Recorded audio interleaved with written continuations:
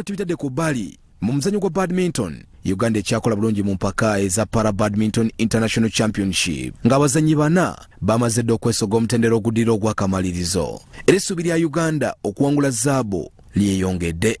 Performance yaffe nga Uganda kunaku olwokuna tekyali mbi sofa tukyalinamu abazannyi abasobodde okutuuka ku mutendera gwa semi-finals n'abalala betusuubira mu bibinja bye nti bazannye bulungi ebibinja ebitagenda tusobola kutuuka mu bitagenda kugenda mu knockout round.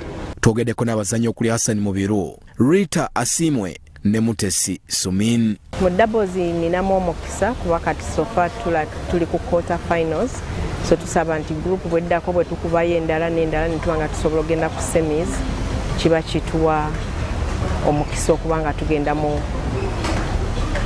middle bracket. Tuzannya nabo bazannyi wadde naffe tutraininga ne nabo batraininga bakuba ekyenjawulo bwe kiri nti ate bo abamu bwe tuzannya nabo beetegeseeko tusingako. Oluvannyuma lw'okulaba ng'abaana bano baliko obulemu ku mibiri gyabwe boolesa omutindo ogukyasinze okubeera omulungi n'okuwanika bendera y'eggwanga, kampuni y'amazzi ya Hema ebakwasirizaako n'olwendo lw'amazzi lwa katoni 2 nga zikwasiddwa akulira omuzannyo gwa badminton mu ggwanga Anet Nakamya.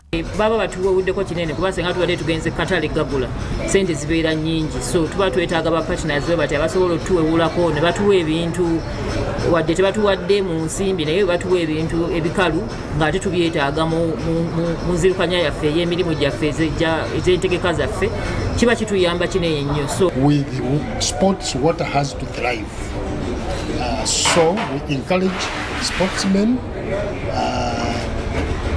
to have a partnership with us, that we support the sports when they are playing on the pitch, off the pitch, when they are training.